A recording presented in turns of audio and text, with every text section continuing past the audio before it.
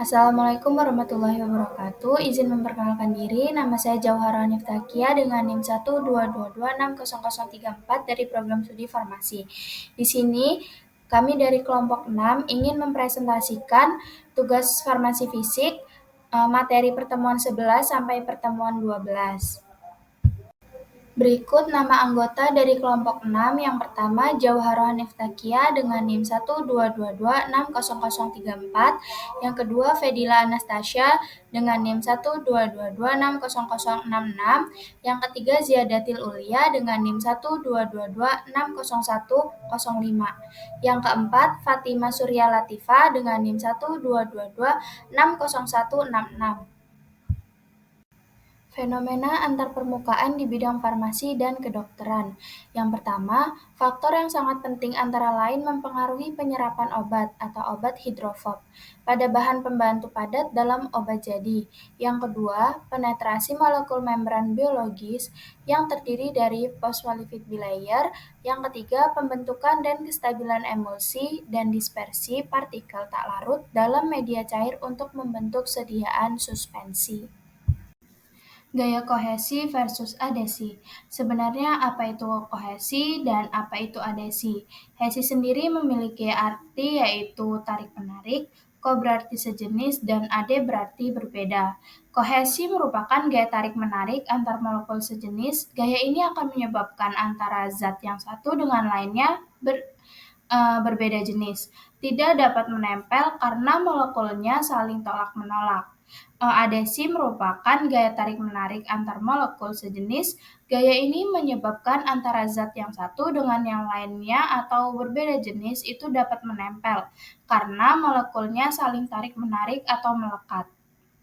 Kerapatan dan jarak antar molekul merupakan aspek yang mempengaruhi gaya-gaya tersebut. Semakin besar kerapatan dan jarak antar molekul, maka gaya kohesi yang didapatkan semakin besar. Gaya kohesi di mana zat padat lebih besar dari cair dan cair lebih besar dari gas, di mana gas merupakan yang terkecil. Tegangan permukaan. Istilah permukaan biasanya digunakan ketika mengacu pada antarmuka gas padat atau gas cair, walaupun setiap permukaan adalah antarmuka. Simbol untuk tegangan permukaan sendiri yaitu YL atau liquid, YV atau uap atau gas, YS atau padatan, karena setiap entitas fisik, baik itu sel, bakteri, koloid, butiran, atau manusia, memiliki antarmuka pada batasnya dengan lingkungan.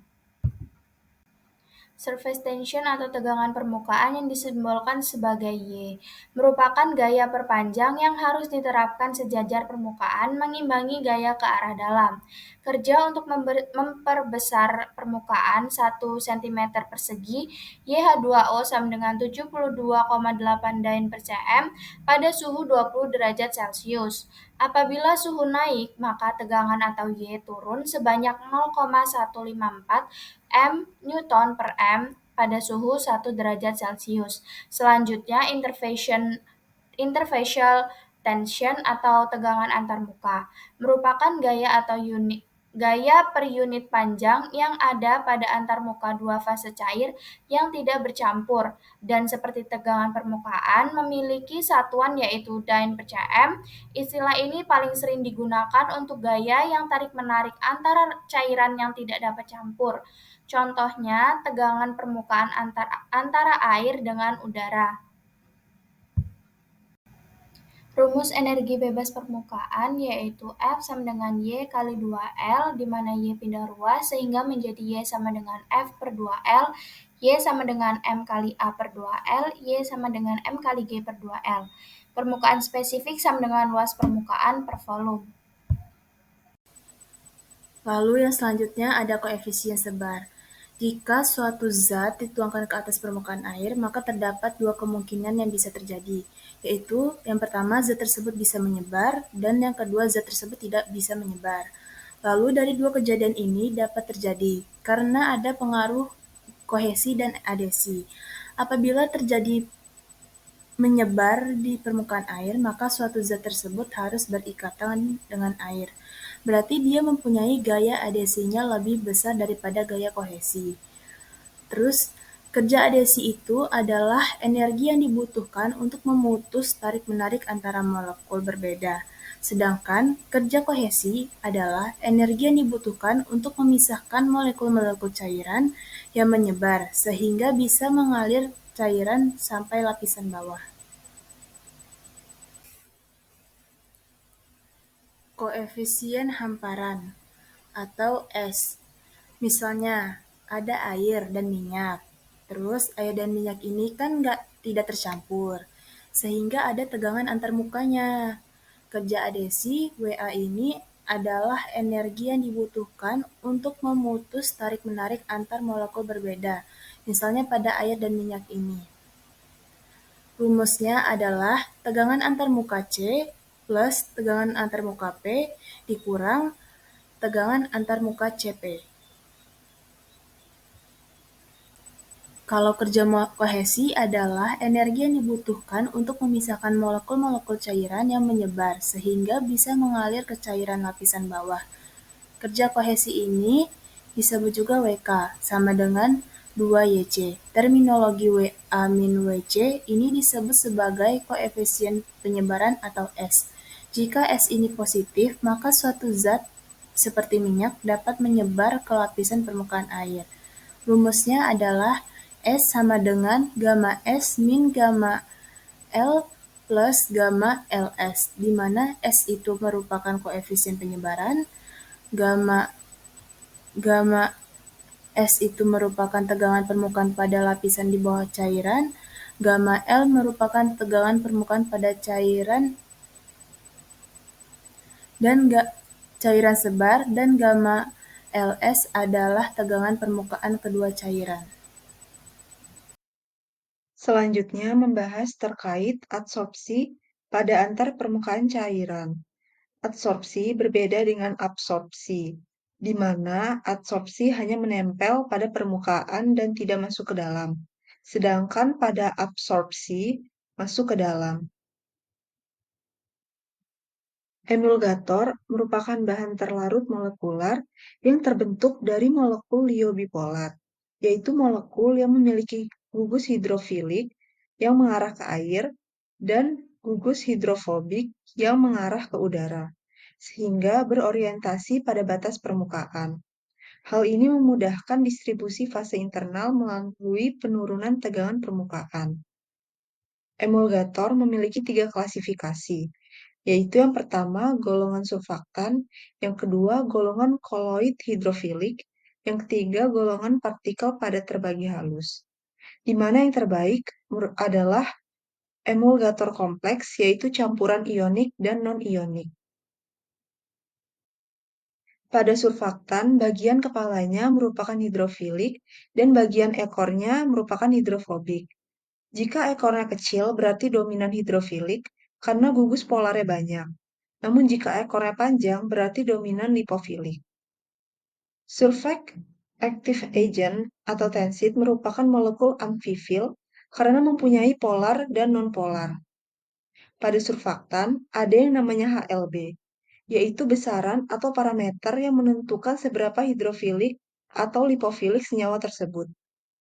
Jika HLB-nya kecil, yaitu 1,8 sampai 8,6, maka disebut lipofilik. Tetapi jika HLB-nya besar, yaitu 9,6 sampai 16,7, maka disebut hidrofilik.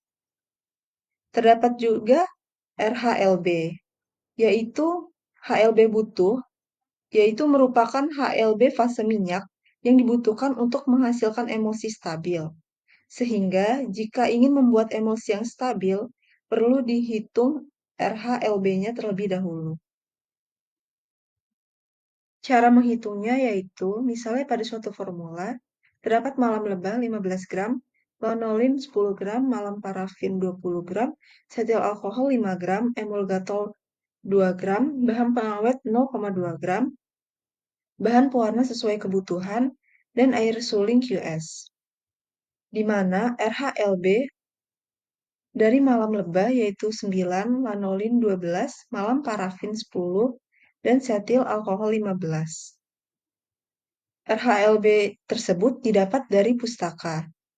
Selanjutnya dicari RHLB dari masing-masing minyak, yaitu dengan menghitung RHLB total emulsi, yaitu dengan mengalihkan RHLB masing-masing komponen minyak atau lemak dengan fraksi beratnya, di mana fraksi berat yaitu total fase minyak, yaitu sama dengan 50 gram. Sehingga didapat perhitungan seperti pada PowerPoint. Selanjutnya, dipilih campuran emulgator dengan HLB lebih dari dan kurang dari 10,6. Sehingga terpilih Twin 80 dengan HLB 15 dan Span 80 dengan HLB 4,3. Jika ingin mencari persen twin, dapat digunakan rumus RHLB dikurang HLB rendah dibagi HLB tinggi dikurang HLB rendah.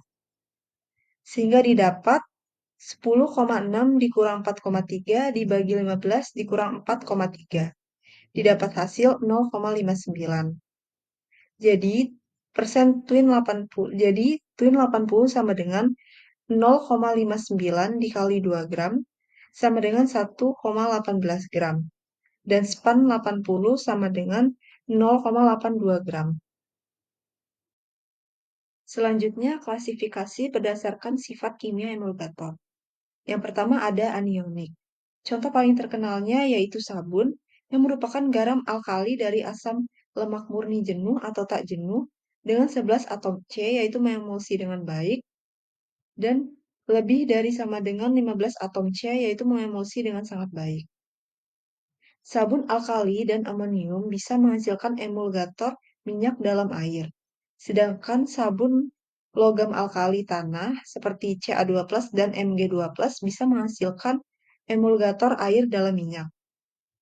Contoh anionik yaitu golongan sabun amina seperti trietanol aminoleat, golongan alkil sulfonat yaitu natrium lauril sulfat, dan golongan alkil sulfonat yaitu natrium dodekil sulfonat. Yang kedua adalah kationik. Kationik merupakan amonium kuartenar, di mana H bisa diganti dengan CH3, C2H5, aril, dan heterosiklik. Pada kationik, itu bermuatan positif, sehingga kepalanya bermuatan positif. Contoh dari kationik yaitu sabun invert atau quartz, alkonium bromida, benzalkonium bromida, dan citrinit. Pada pH sama dengan 9 bersifat desinfektan. Yang ketiga yaitu non-ionik, di mana berarti di kepalanya tidak ada ion.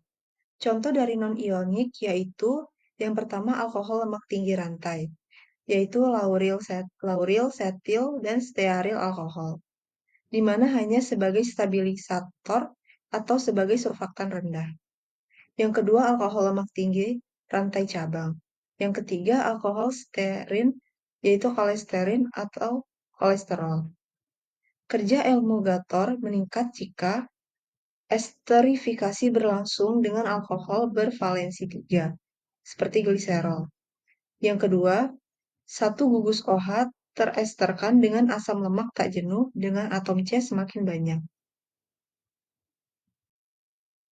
Selanjutnya yang keempat yaitu amfoter. Amfoter artinya memiliki gugus muatan positif dan muatan negatif. Contohnya yaitu fosfolipid. Pada fosfolipid ada N+ dan PO4-. Jadi di kepalanya terdapat gugus positif dan negatif. Juga terdapat 2 ekor. Contoh yang termasuk gugus hidrofil yaitu SO4- Na+, COO- K+, COO- Na+, SO3- Na+, N-amin tersier, ester cincin sorbitan, ester bebas, COH, OH bebas, omin gugus eter, OH cincin sorbitan, dan OCH2CH2-. Contoh gugus lipofil yaitu CH-, CH2-, CH3, CH, CF2-, dan CF3. Selanjutnya adalah emulgator kompleks. Emulgator kompleks merupakan emulgator yang terdiri dari campuran emulgator minyak dalam air dan air dalam minyak, yang bekerja menurunkan tegangan antar permukaan, sehingga lebih kuat daripada individunya, sehingga emulsi lebih mudah dihasilkan dan sangat stabil. Energi bebas permukaan. Energi bebas permukaan adalah suatu energi untuk menggerakkan suatu molekul dan lapisan dalam permukaan. Diperlukan usaha terhadap gaya pada tegangan permukaan. Dengan kata lain, molekul yang dekat dengan permukaan memiliki kelebihan energi potensial. Semakin tinggi permukaan cairan, molekul dengan potensialnya semakin tinggi. Apabila suatu luas permukaan cairan meningkat, misalnya dipecah menjadi semprotan halus, maka energi cairan akan naik juga. Energi sebanding dengan permukaan bebas. Oleh karena itu, energi ini disebut dengan energi bebas permukaan. Cairan pada normalnya akan memposisikan diri atau membentuk luas permukaan yang minimal. Contohnya, titisan cairan yang berbentuk sferia, bola atau bulat. Untuk memperluas suatu permukaan cairan atau tanpa dilakukan perubahan apapun pada cairan tersebut, diperlukan usaha atau kerja terhadap tegangan permukaan. Adapun rumus energi bebas permukaan yaitu dW sama dengan F dikali ds sama dengan Y dikali 2L dikali ds atau W sama dengan Y dikali dA, yang dimana F itu gaya, ds perubahan jarak, W itu usaha, dan dA merupakan perubahan luas. Selanjutnya yaitu metode penentuan. Metode yang pertama yaitu metode capillary tube atau pipa kapiler. Prinsip kerjanya adalah pipa kapiler dimasukkan ke dalam air, lalu kita lihat atau kita ukur cairan yang naik. Cairan yang naik berbeda-beda ukurannya sesuai dengan jenis cairan, dan cairan yang berbeda juga memiliki tegangan permukaan yang berbeda. Hal ini terjadi karena kekuatan adhesi yang terjadi antara cairan dan dinding kapiler lebih besar daripada gaya kohesi antar molekul. Dengan mengukur kenaikan dari kapiler, kita bisa menentukan tegangan permukaannya. Tetapi metode ini tidak bisa digunakan untuk tegangan antarmuka karena tidak bisa menghitung antar dua cairan. Metode yang kedua yaitu metode tensiometer Dunoy. Dapat digunakan untuk mengukur tegangan permukaan ataupun tegangan antarmuka. Prinsipnya, gaya yang diperlukan untuk melepas cincin platina iridium yang dicelupkan pada permukaan atau antarmuka sebanding dengan tegangan permukaan atau antarmuka cairan tersebut. Dapat dinyatakan dalam rumus, tegangan permukaan sama dengan angka yang terbaca dibagi dengan 2 kali keliling cincin dikali faktor koreksi B. Adsorpsi permukaan padatan. Adsorpsi material dari gas atau cair ke permukaan padat mirip dengan permukaan cair, yaitu untuk menurunkan energi bebas permukaan pada solid. Tegangan permukaan zat padat lebih sulit diperoleh daripada tegangan permukaan zat cair. Antarmuka padat tidak bergerak dibandingkan dengan antarmuka cairan turbulen. Oleh karena itu, karena antarmuka padat ini tidak bergerak, maka masa hidup rata-rata molekul air pada antarmuka air gas adalah sekitar 1 detik. Sedangkan atom pada permukaan padatan logam yang tidak mudah menguap mungkin memiliki masa hidup rata-rata 1037 detik. Permukaan padatan mungkin tidak homogen, berbeda dengan antarmuka cair. Antarmuka solid gas. Derajat adsorpsi suatu gas pada padatan tergantung pada yang pertama sifat fisika adsorbat. Adsorbat sendiri yaitu yang akan terabsorpsi atau menempel. Contohnya sabun yang masuk ke dalam pori-pori spons, sedangkan absorben yaitu yang akan mengabsorpsi. Contohnya spons, kulit manusia, dan dinding. Luas permukaan absorben yaitu semakin luas permukaan absorben, maka semakin banyak absorbat yang ditangkap. Suhu. Apabila suhu naik, absorbat yang akan terabsorpsi itu akan turun, di mana ikatan fisika itu sangat rentan. Makin tinggi suhu, makin sedikit juga peluang terjadinya absorpsi. Contohnya itu pada pemanasan pada suhu 105 derajat Celcius, Selanjutnya ada tekanan parsial, di mana pada tekanan lingkungan tinggi, gas makin banyak dipaksa sehingga akan terabsorpsi. Oleh karena itu, untuk menghilangkan adsorpsi dapat dilakukan dengan cara vakum. Jenis-jenis adsorpsi. Adsorpsi dibagi menjadi dua, yaitu yang pertama adsorpsi fisik atau van der Waals dan adsorpsi kimia atau chemisorpsi. Yang pertama adsorpsi fisik. Terkait dengan gaya Van der Waals bersifat reversibel, di mana penghilang absorbat dari adsorben itu dikenal sebagai desorpsi. Yang kedua, gas yang terabsorpsi secara fisik dapat didesorpsi dari padatan dengan meningkatkan suhu dan mengurangi tekanan. Yang ketiga ada chemisorpsi, di mana absorbat melekat pada absorben melalui ikatan primer, tidak dapat diubah kecuali ikatannya itu putus. Contoh dari chemisorpsi dalam kehidupan sehari-hari yaitu ada korosi pada besi akibat udara karena apabila besi yang terkena udara secara terus-menerus akan timbul korosi. Selanjutnya ada penempelan kertas dengan lem. Selanjutnya yaitu perbedaan antara PC sorption dan semi sorption. Pada PC sorption, panas adsorpsi rendah berkisar 20 sampai 40 kJ per mol. Sedangkan semi sorption, panas adsorpsi tinggi berkisar 40 sampai 400 kJ per mol. Pada PC sorption, gaya tarik-menariknya adalah van der Waals. Sedangkan semi sorption adalah ikatan kimia. Pada PC sorption, terjadi pada suhu rendah dan menurun seiring dengan meningkatnya suhu. Sedangkan semi sorption terjadi pada suhu tinggi. PC sorption bersifat reversibel, sedangkan semi sorption bersifat irreversibel. PC sorption berkaitan dengan pencairan gas, sedangkan semi sorption tidak berkaitan dengan pencairan gas. PC sorption tidak terlalu spesifik, sedangkan semi sorption sangat spesifik. PC sorption membentuk lapisan multimolekular, sedangkan semi sorption membentuk lapisan monomolekular. Pada PC sorption tidak membutuhkan energi aktivasi apapun, sedangkan pada semi sorption membutuhkan energi aktivasi. Selanjutnya yaitu adsorpsi isotermik. Adsorpsi isotermik adalah berapa banyak gram gas yang bisa teradsorpsi oleh 1 gram adsorbat pada suhu tetap. Kaitan adsorpsi isotermik di bidang farmasi yaitu pada saat sebelum membuat tablet, di mana biasanya berupa serbuk.